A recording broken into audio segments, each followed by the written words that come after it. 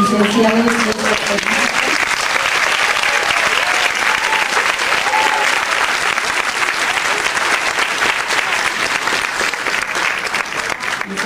Ciencias Políticas y Administración Pública por esta facultad. Inició su carrera política apoyando la candidatura del poeta tabasqueño Carlos Pellicer al Senado de la República en 1976.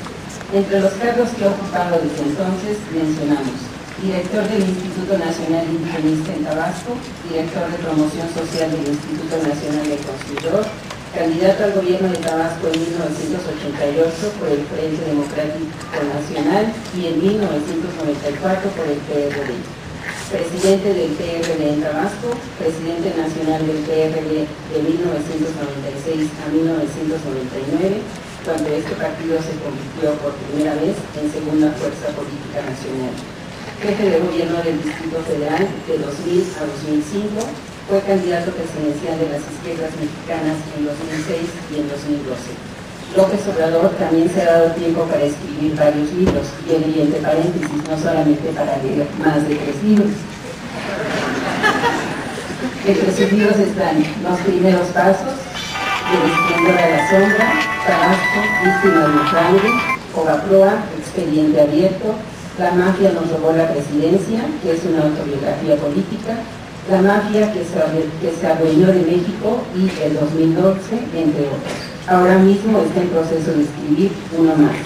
Se le reconoce como el dirigente nacional del Movimiento Regeneración Nacional Morena y el único político que ha recorrido la totalidad de los municipios de este país. Tiene la palabra Andrés Manuel López Obrador.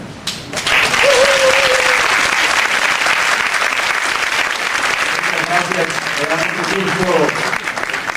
Compartir esta presentación con maestras como Angélica, Marta, con el maestro Bernardo Batis, con Eduardo Buchín, con ustedes, estudiantes, maestras, maestros, trabajadores de esta facultad, de nuestra Facultad de Ciencias Políticas y Sociales.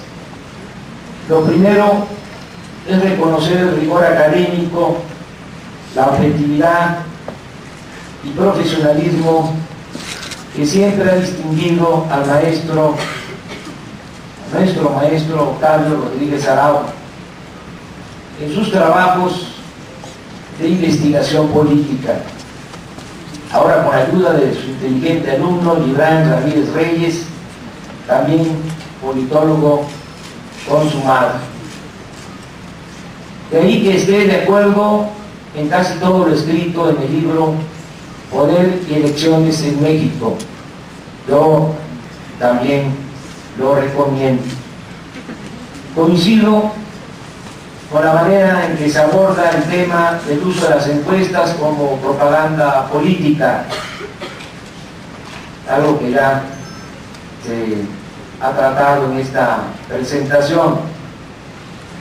También coincido con la forma en que se analiza el papel que jugaron los medios de información en la imposición de Peña Nieto. La destacada participación como elemento bueno en lo positivo de los jóvenes en esta campaña a partir de la aparición del movimiento Yo Soy 132, a lo cual de lo escrito por el maestro Octavio solo agregaría que pase lo que pase, consoliden los estudiantes o no su organización, y estoy seguro que saben que el entusiasmo no se puede poner en salmuera, es producto de circunstancias especiales, que los procesos de transformación suelen ser complejos, son caminos, son subidas y bajadas. Desde luego,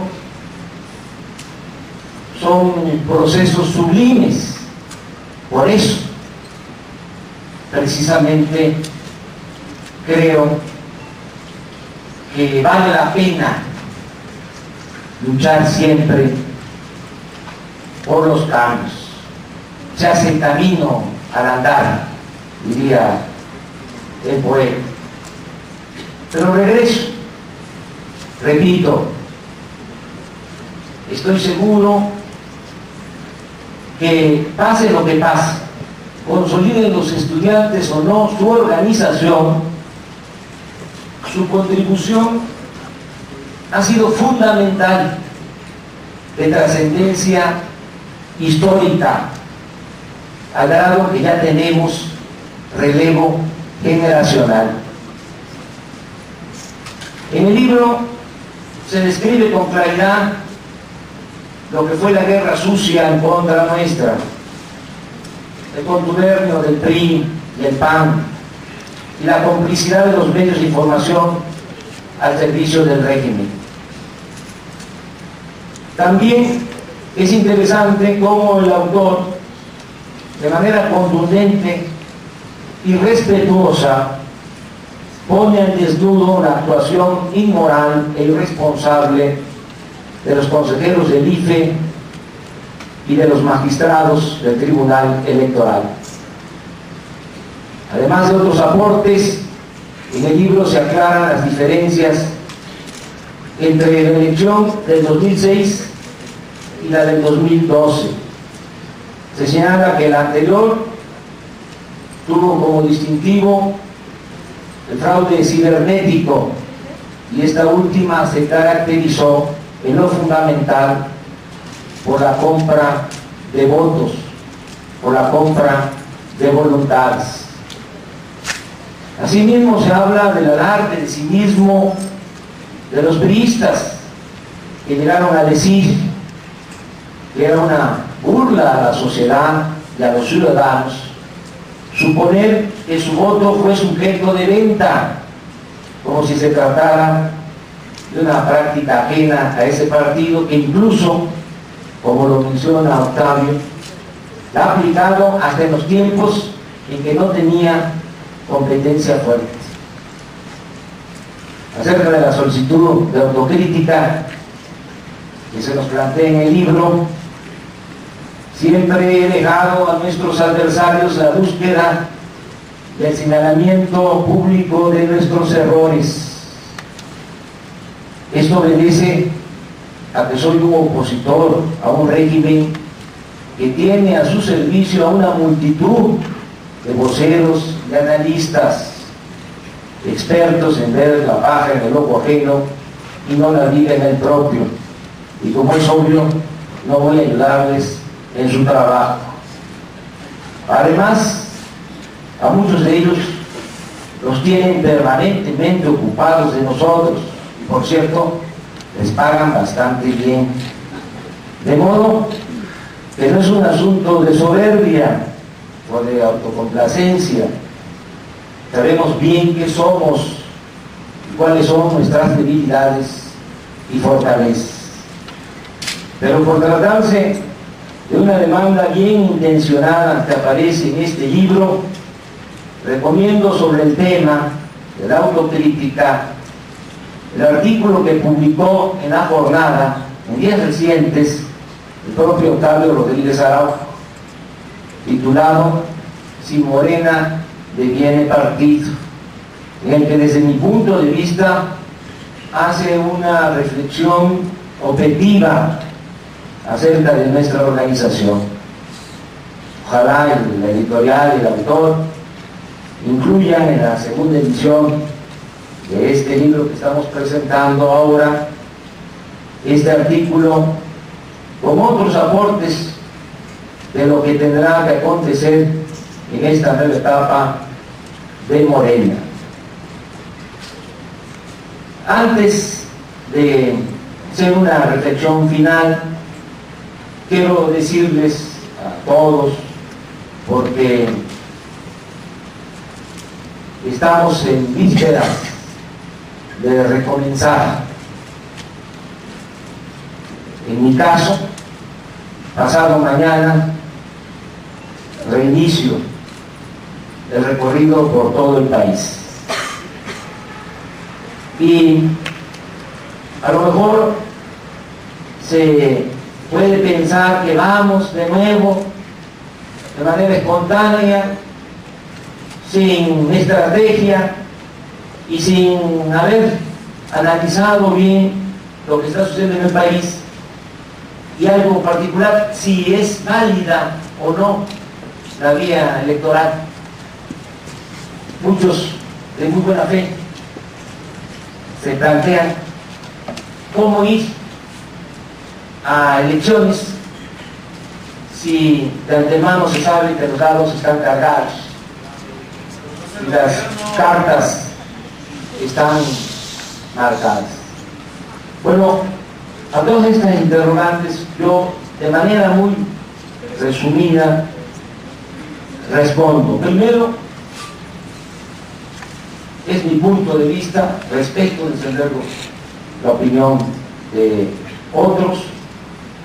Creo que debemos de seguir insistiendo en la vía electoral pacífica.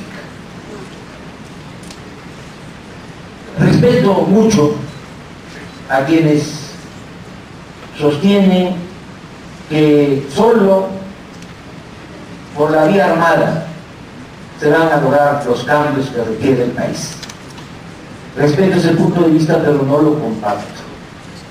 Creo que la violencia genera más sufrimientos y que en vez de destruir el autoritarismo, lo perpetúa. Da motivo para que los que detengan el poder se impongan, aunque no tengan la razón, o la utilización del aparato de fuerza. Otra razón por la que vamos a seguir luchando por la vía pacífica y electoral es que sostengo que sí se puede lograr una transformación de esa manera. Desde luego no es un asunto fácil, requiere de confrontación política y de muchas fatigas, y es cosa pues de revisar nuestra historia. Hidalgo y Morelos proclamaron la abolición de la esclavitud, y ese anhelo de justicia se hizo realidad 100 años después. Así son los procesos de transformación.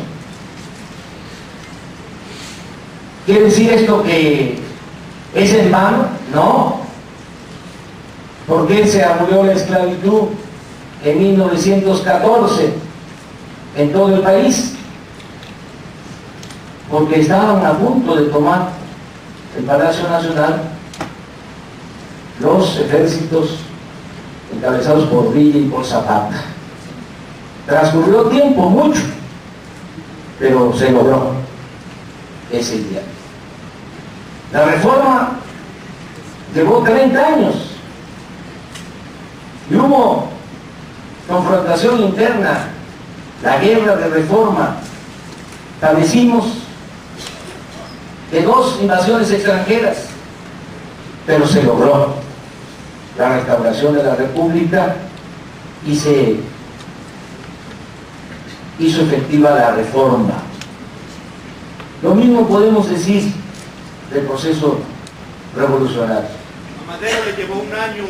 Le llevó muchísimo tiempo, al grado que el ideal de sufragio efectivo no se ha podido llevar a la práctica. Entonces, tenemos que entender que son procesos largos, pero no en vano. Yo quisiera con el alma de que resolviéramos este asunto lo más pronto posible, por todo el dolor, por todo el sufrimiento que genera este régimen de corrupción, de injusticias, de privilegios. Pero tenemos también que entender que hay quienes sostienen a toda costa este régimen. Tenemos por eso, aquí se dijo que estoy describiendo, y sí, estoy en una reflexión sobre este tema. Pronto voy a informar, voy a dar a conocer. ¿Qué estoy planteando? De adelanto. Bueno, que asumamos los procesos de lucha como forma de vida, que entendamos que se puede ser feliz buscando la felicidad de otros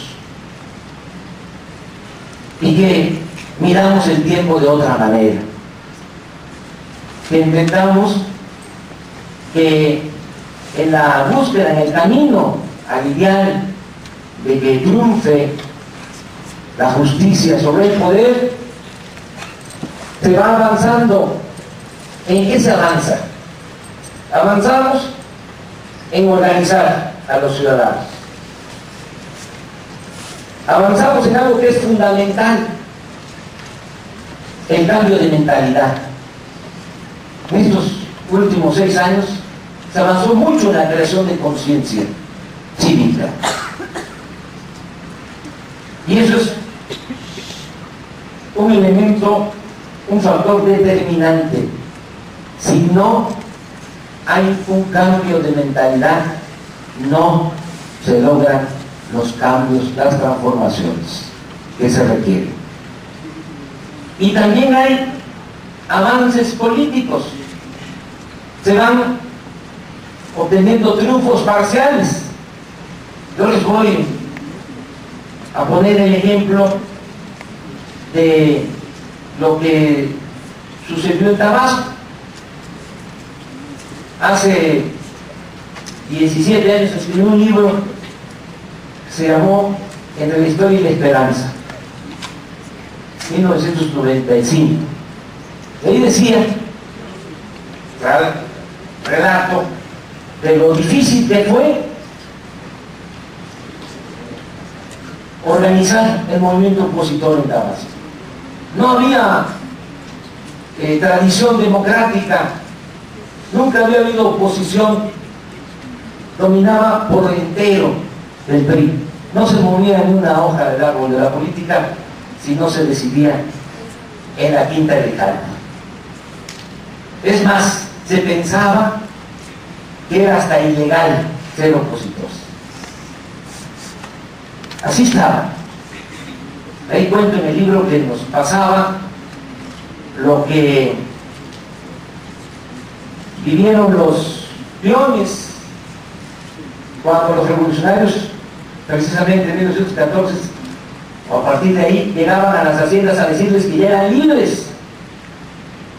Los peones, en vez de alegrarse, se ponían a llorar porque no sabían qué era la libertad. En esas haciendas estaban sepultados sus bisabuelos, sus abuelos. Tuvo que pasar un tiempo, y no hace mucho de eso estoy hablando, para que la gente empezara a actuar con libertad. Luego nos pasaba eso en lo político, en el caso de Tabasco. Ahora, esto lo dice también el maestro Octavio en su libro, y esto que como constancia de que lo leí. Ahora, después de 83 años de gobiernos priistas, 83 años de gobernar el PRI de manera ininterrumpida, desde luego, desde su fundación, 1929, PNR, y la transformación del 38 y la transformación para convertirse en PRI en el 46, y también la nueva transformación a partir de Salinas. ahora es el PRIAN. Pero en fin, 83 años, por primera vez se gana la gobernatura. Entonces, sí se puede, sí se avanza. Es cosa de no perder la fe, de seguir luchando, además de tener en cuenta que luchamos por nosotros, pero también por los que vienen detrás de nosotros. Todo lo que hagamos por limpiar el camino a las nuevas generaciones va a dar frutos. Esto lo quería yo subrayar. Además, decirles, la vía electoral no implica asumir compromisos indignos. Ahora, por ejemplo, nos pedían que reconociéramos el resultado. ¿Cómo vamos a reconocer el resultado de una elección fraudulenta? Pues sería traicionar a la gente y cerrarle la puerta a la democracia. ¿Qué les dijimos? Pues que entendieran, que ojalá entendieran que así como ellos se afanan por mantener el régimen de corrupción, nosotros estamos empeñados en cambiar al régimen y que no vamos a dar tregua ni vamos a prestarnos a ninguna manipulación, de modo que sí se puede participar en los procesos electorales, manteniendo principios y manteniendo dignidad, y sí hay resultados, sí hay logros, y a eso vamos de nuevo. Vamos a recomenzar, vamos a fortalecer nuestra organización y seguimos manteniendo mucha fe, muchas esperanzas en que vamos a lograr la transformación que necesita México. Ahora bien, se me pasó, hice un paréntesis muy largo, pero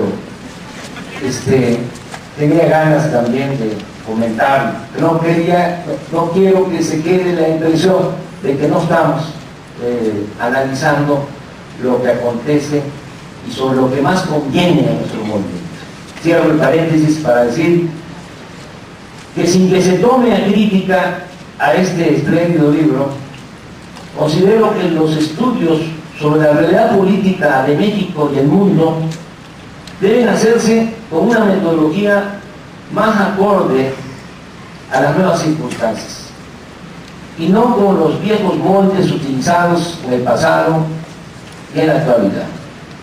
En ese sentido, creo que también la ciencia política requiere de una profunda renovación en sus métodos de análisis para el conocimiento y la transformación de la realidad. Por ejemplo, más que investigar sobre las distintas formas de gobierno, se debería preguntar sobre quiénes mandan realmente en México y en el mundo. En vez de estudiar el régimen de partidos, deberíamos preguntarnos si estas organizaciones políticas están al servicio de la sociedad o son meros instrumentos de grupos de intereses creados. Preguntarnos también si lo que se tiene son medios de comunicación o simples medios de manipulación cuya encomienda es mantener el régimen y los privilegios de sus dueños, a quienes les importa un bledo el derecho de los ciudadanos a la información. Inclusive, en vez de hablar de democracia imperfecta o sin adjetivos, deberíamos indagar sobre si existe la democracia, cuando menos en su definición clásica, si en México y en el resto del mundo gobierna realmente el pueblo. Además, hay cosas que no se estudian ni se dicen, aunque son sencillas de analizar y comprender. Por ejemplo, ¿cómo es posible que de 16 funcionarios del IFE, del Tribunal Electoral, que fueron nombrados para hacer valer la Constitución y las leyes de la materia, no haya ni siquiera uno que actuara con dignidad y decoro. Sin profundizar tanto en el análisis, la explicación de buena medida es sencilla. Está, desde mi punto de vista, en que ganan alrededor o un poco más de 300,000 pesos mensuales. Tienen viáticos, les pagan suculentas comidas, viajes al interior, al extranjero. Tienen a su servicio asesores, ayudantes, choferes, trabajadoras domésticas, y reciben atención médica privada hasta para hacerse cirugía plástica a costillas del erario. Y como es lógico, es cosa de analizarlo, si están colmados de atenciones y privilegios, maiciados, que esa es una expresión utilizada durante el Porfiriato, no solo utilizada, sino hecha política. Si están así, maiciados, es muy difícil que puedan tener el arrojo para disentir y actuar con libertad. Esta forma de cooptación explica en mucho también el proceder de casi todas las autoridades o representantes populares. Es decir, es la regla, con algunas excepciones, en todo el sistema político mexicano. Toda esta reflexión parte del hecho de que cada vez es más evidente que no existe normalidad política. En la práctica, lo que hay es una república simulada, donde todo es apariencia, y ya basta de seguir interpretando la realidad a partir de premisas falsas a contentillo de los hombres del poder. Pero regresando al libro, y termino, quiero dejar de manifiesto que admiro y respeto sinceramente a mi maestro Octavio Rodríguez Arau.